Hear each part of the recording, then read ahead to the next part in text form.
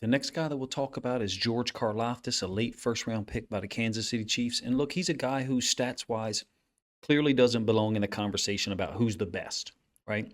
That conversation really exists between Aiden Hutchinson, Trayvon Walker, and Kayvon Thibodeau. Karlaftis, in terms of pass rush production, is just not there for the number of snaps that he's getting. But there's a few factors that are contributing to that, to be honest with you. First, he's surrounded by a lot of experienced guys who get to the quarterback consistently throughout their career and this year. Chris Jones has 5 sacks so far. Frank Clark has 3. Carlos Dunlap, okay, who's done some good things for the Chiefs, even at his age, he has 2 sacks. Karlaftis has a half sack, right? The Chiefs have 19 as a team. So clearly he's not producing at a rate commensurate with, Jones, Clark, Dunlap, even a corner, L'Jarius Sneed, has 3.5 sacks. But it doesn't mean that Karlaftis isn't playing well. It just means his impact isn't sharp yet in the pass rush. I would say in terms of overall impact, he's lower than at least 3 guys on this list that I'm giving you. And Boye Mafe even probably has better stats for the limited number of snaps he's getting, about 30 snaps a game, which Karlaftis is between 55 and 60, with a little bit of variance there.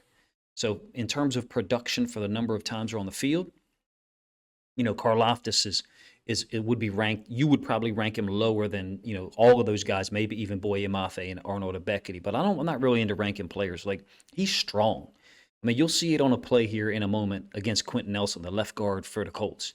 He's playing 3 technique here, not edge player. He's playing D tackle essentially in this little 5-1 look that the Chiefs are giving. He's defeating the block by a starting left guard for the Raiders. Pretty impressive play. Very strong. Another 3 technique, he's going to stem down, and he's getting doubled, into the play. There's going to be multiple examples of how the Chiefs are using him here. I don't think he's involved in their primary pass rush group for real. He's lined up in a 5 here initially, then he's going to stem inside. Watch what he does to Nelson. I mean, Nelson is who he is, right? He's an elite player. George Karlaftis is strong enough to push him into the point of attack after getting reached kind of by his step. Karlaftis stemming down. Stemming down means, stepping down to a 3. Right as the ball is snapped, he kind of gets reached by, not reached by alignment, but reached by stepped. And then he's got the strength to just drive Nelson into the play. Nelson was probably a little surprised by the late stem, that Karlaftis had by going from a 5 technique to a 3 technique. Like I said, there's not a whole lot of sacks from him, and there's not a whole lot of pass rush wins, but it doesn't mean he's not playing well. Here he is as a 9 technique matched up against another rookie, Jelani Woods, out of Virginia. A run concept. And yeah, you get a blitzing safety. I think that's Sneed there, but I could be wrong.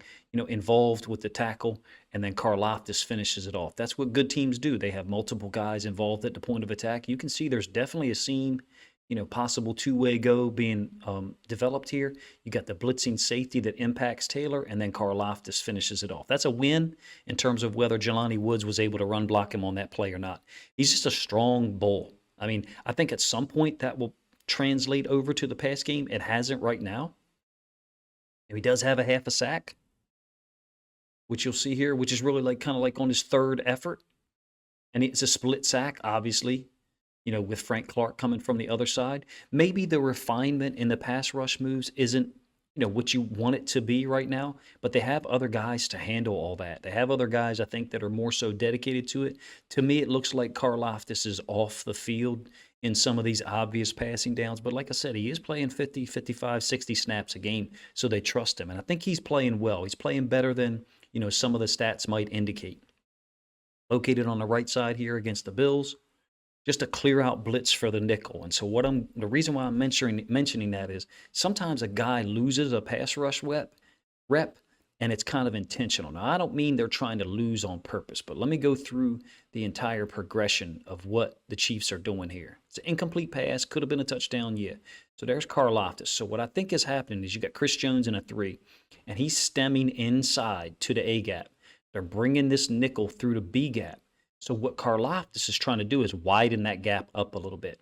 He's not trying to go at an angle like this. He's almost kind of intentionally going upfield a little bit to get this guy to set deeper to open that gap up. So sometimes the pass rush stats that we see, they should be taken with, I don't want to say a grain of salt, but they should be understood that there are times where the pass rush is a play. Just like an offensive team has a play, it's a play by the defense to get a certain guy open for the blitz. And in this case, it's not designed for Karlaftis to win. Chris Jones happens to win just because he's Chris Jones. You know, he's 6'6", 320, 330, whatever. And he's just, you know, a Hall of Fame type talent.